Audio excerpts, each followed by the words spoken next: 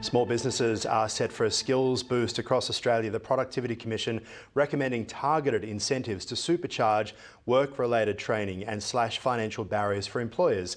The Council of Small Business Organisations Australia says the measures could transform workplace upskilling, fuel innovation and cut through red tape holding back hiring across state borders. Head to Melbourne now. We're joined by COSBOA Chair Matthew Addison. Matthew, great to have you here on Ticker. Why are targeted training incentives so important for small business at the moment?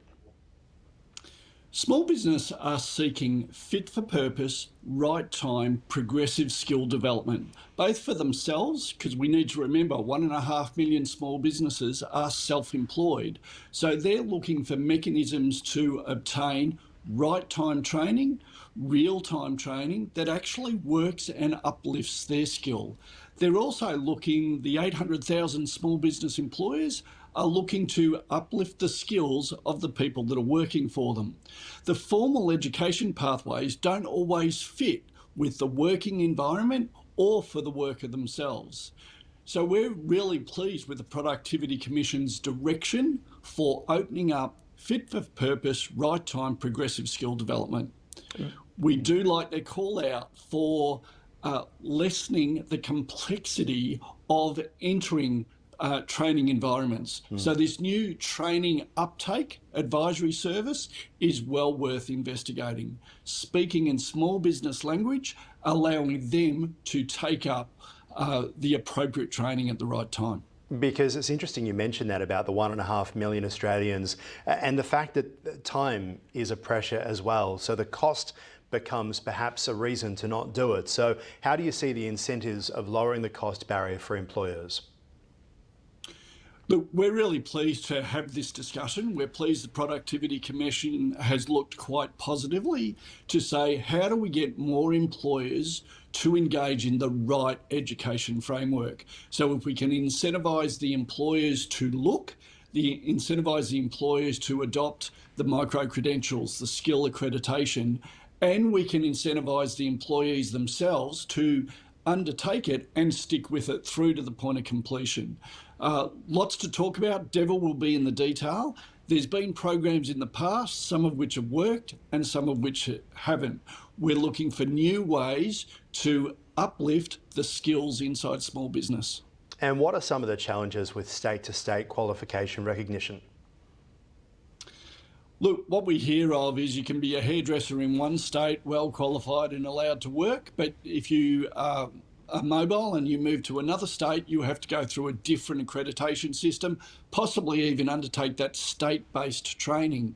So opening up that discussion about harmonisation across Australia, harmonisation between the states, a foundation skill set and skills that are transferable between the states. Some of those skills I picked on hairdressing, but think of the skill set. Is it that much different in Queensland to Melbourne? We've got the productivity, organisation group coming together with all different forms through the federal government and the idea of listening to things and trying to improve things. What are your suggestions?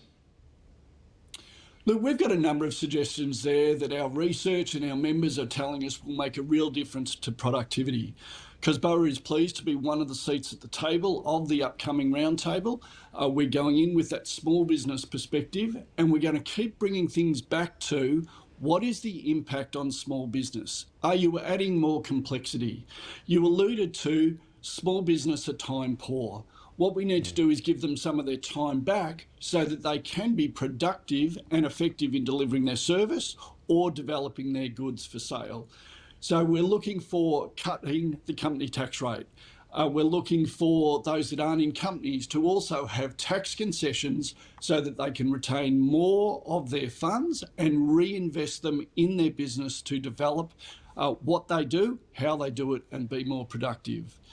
We're certainly looking for government to approach regulation differently. Let's regulate for the next generation. 2025 is a very different environment from even 10 years ago and certainly 20 years ago. Australia is built on a regulatory environment where an issue pops up, we think about the issue, we avoid the risk, we go whack, and we build a whole lot of new compliance and reporting requirements. Another issue pops up. We go whack, we play a game of whack-a-mole and we create more regulation. Yeah. Let's think about 2025 with an eye on 2035. What is a modern way? Yeah. And one of our big call-outs, we're looking for a small business impact statement every time a regulator or a department is thinking about a new set of rules for business. Yeah, it's a very good point indeed. Matthew Addison from Cosboa, appreciate your time. Thank you. Thanks.